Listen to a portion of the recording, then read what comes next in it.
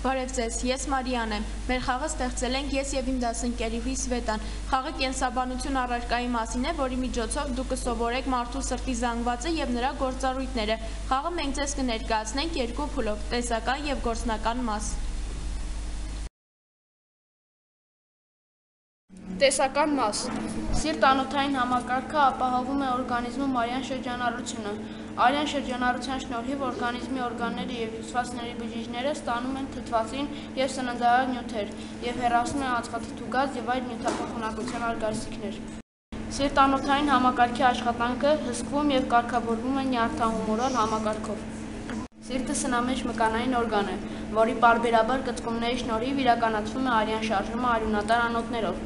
Հասուն մարդու սրտի երկարությունը 10-ից 15 սանտիմետր է, լայնությունը 8-ից 11 սանտիմետր։ Տղամարդկանց սրտի զանգվածը 330 գրամ է, կանանց սրտի զանգվածը կազմում է 250 գրամ։ Ամենախոշոր զարկերակ՝ աորտա։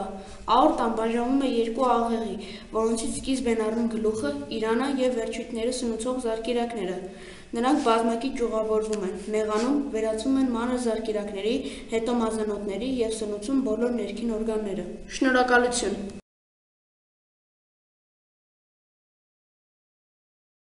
Մարդու սիրտը քառախորշ է, կազմված երկու նախասրտերից և երկու փորոքներից՝ աջ նախասիրտ, աջ փորոք, ձախ նախասիրտ, ձախ փորոք։